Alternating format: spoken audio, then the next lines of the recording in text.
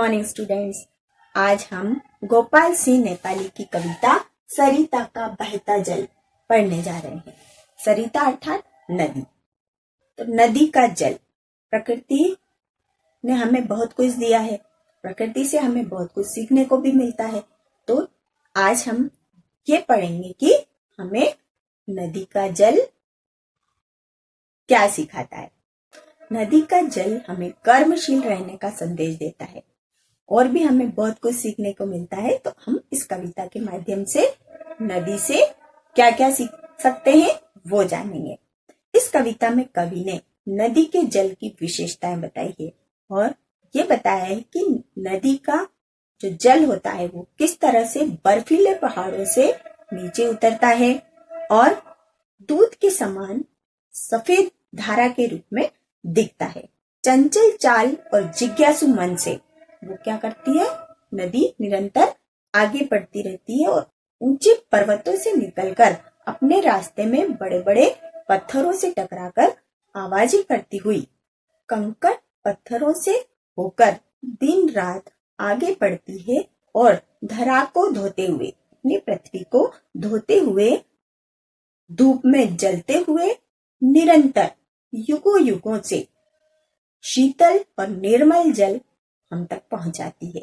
और गंगा, यमुना और सरयू जैसी नदियों के रूप में वह हमारी मदद करती है और निरंतर आगे बढ़ती रहती है। तो हम इस कविता में जानेंगे कि हमें किस तरह नदी की तरह निरंतर दृढ़ संकल्पित रहते हुए आगे बढ़ना है। देखिए, कितना शीतल कितना निर्मल हिमगिरी के हिम से निकल निकल यह निर्मल दूध सा हिम का जल कर कर निनाद कल कल छल छल। अर्थात शीतल, ठंडा, निर्मल, शुद्ध। हिमगिरी अर्थात हिम अर्थात बर्फ, गिरी अर्थात पर्वत। तो नदी कहाँ से निकलती है? बर्फीले पहाड़ों से। तो पहाड़ों की बर्फ पर जब धूप पड़ती है तो वो बर्फ पिघलकर पानी बन जाती है और वो नदियों के द्वारा नीचे उतरती है। तो उसका नदी का जो जल होता है वो बहुत शीतल और निर्मल होता है, शुद्ध भी रहता है और ठंडा भी रहता है।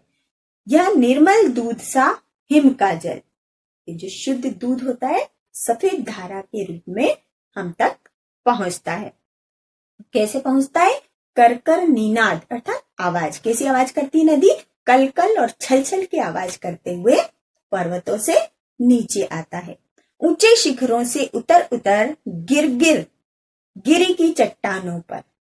ऊंचे शिखर, माउंट एवरेस्ट का जो शिखर होता है बहुत ऊपर, यस, इतना ऊपर से पानी कैसे गिरता है?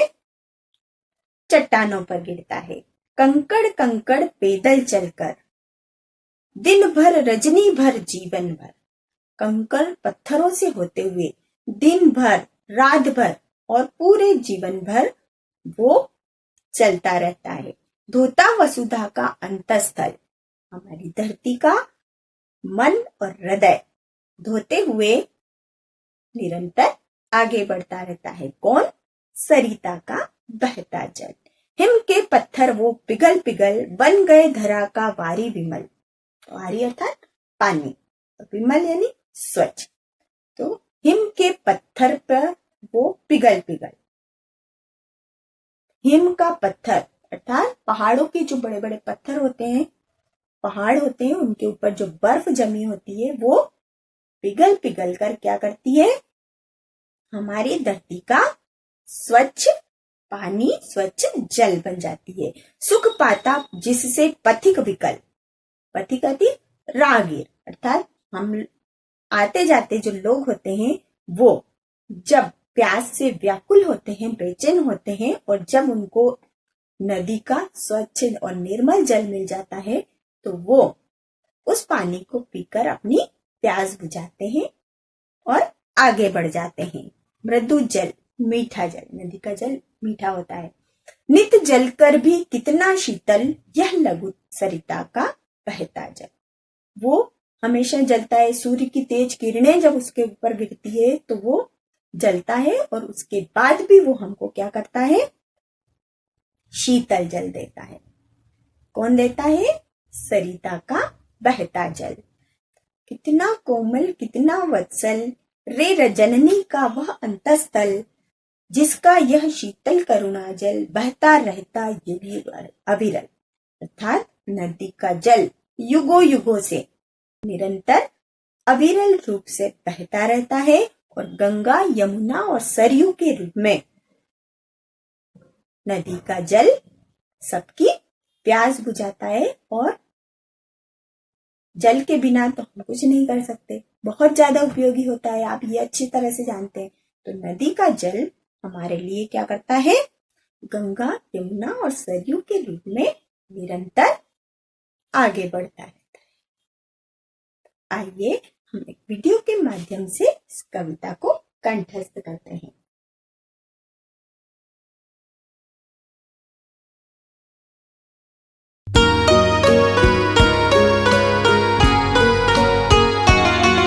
यह लघु सरिता का बहता जल, कितना शीतल कितना निर्मल, हिमगिरी के हिम से निकल निकल, यह निर्मल दूध सा हिम का जल। कर कर निनाद कल कल छल छल, तन का चंचल मन का विह्वल, यह लघु सरिता का बहता जल। ऊंचे शिखरों से उतर उतर, गिर गिर गिर की चट्टानों पर, कंकड़ कंकड़ पैदल चलकर, दिन भर रजनी भर जीवन भर, दूता वसुधा का अंत स्थल, यह लघु सरिता का बहता जल।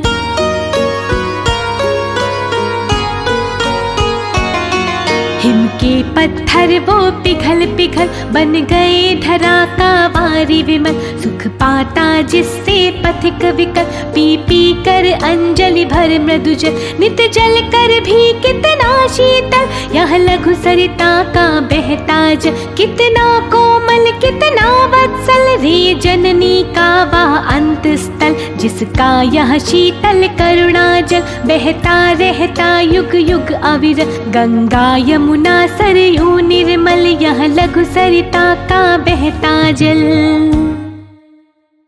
तो आइए हम अपने अभ्यास की ओर बढ़ते हैं। पेज नंबर 8 पर देखिए। अभ्यास बोलिए। निर्मल, हिमगिरी, निनाद, चंचल, विहल, कंकड़, विकल, वसुधा, अंतस्थल, वारी। नंबर 2 बताइए। क हमारे जीवन में नदियों की क्या उपयोगिता है?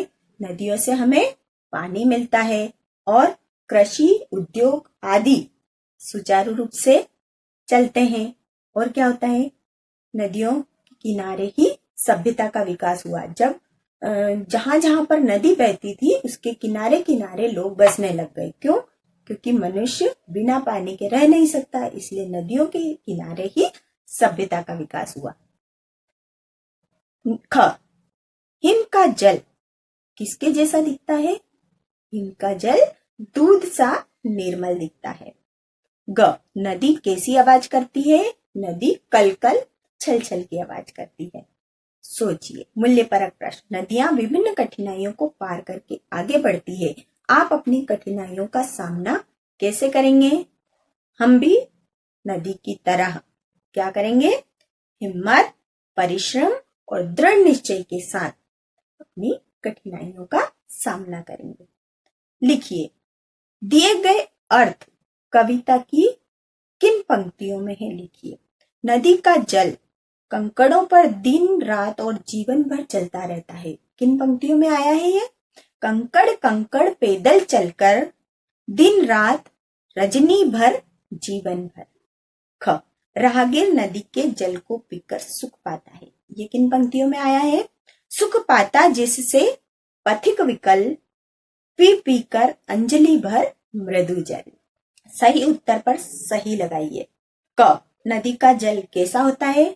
शीतल भी होता है, निर्मल भी होता है और चंचल भी होता है। तो हम किस पर राइट लगाएंगे? ये सभी पर। ख नदी किससे निकलती है? हिमगिरी, बर्फीले पहाड़ों से। अब आइए पेज नंबर 9 पर। ये व्याकरण संबोध, इनके समान तुक वाले शब्द कविता से चुनकर लिखिए। निर्मल, निर्मल से तुक मिलाता हुआ शब्द शीतल। पर, उतर। जल, विहल। पिघल, विमल। नंबर 2, वर्ण विच्छेद कीजिए। वर्ण विच्छेद याद है ना आपको, पिछली बार भी हमने पढ़ा था। यस, वर्णों को अलग अलग करके लिखना है। पत्थर, प हलंत, अ त हलंत। आधा त है इसलिए इसमें हम स्वर को नहीं जोड़ेंगे। थ हलंत, अ र हलंत, अ पत्थर। पथिक, प हलंत, अ थ हलंत छोटी ई, क हलंत, अ पथिक। विकल, व हलंत छोटी ई, क हलंत, अ ल हलंत, अ क्या बन गया? विकल। विहल, व हलंत ई छोटी ई, ह हलंत आधा है। यस, उसके बाद व हलंत अ, ल हलंत अ, विहल। नंबर 3, कविता की पंक्तियों से पूरा वाक्य बनाकर लिखिए। यहाँ पर कविता की पंक्ति लिखिए, लेकिन हमको क्या लिखना है? वाक्य लिखना है। ऊंचे शिखरों से उतर उतर, जल ऊंचे शिखरों से उतरता है। वाक्य पूरा होने के बाद हम क्या लगाते हैं? पूर्ण विराम। यस, हिम के पत्थर वो पिघल पिघल, हिम के वे पत्थर पिघलते हैं। पूर्ण विराम। धोता वसुधा का अंतस्थल, वसुधा का अंतस्थल धोता है। पूर्ण विराम। ये पेज नंबर 10 पर यहाँ पर कुछ शब्दार्थ दिए हैं जिनको आप लिखेंगे और याद करेंगे। इसके अलावा आपको कविता भी लिखकर याद करना है, शब्दार्थ लिखकर याद करना है, और जो भी अभ्यास माला दी गई उसको आपको याद करना है और क्लास वर्क कॉपी कंप्लीट करना है। आपको कविता समझ में आ गई होगी। कविता से आपने क्या सीखा है उसको अपने जीवन में अपनाने का प्रयास करना है। वंदे मातरम।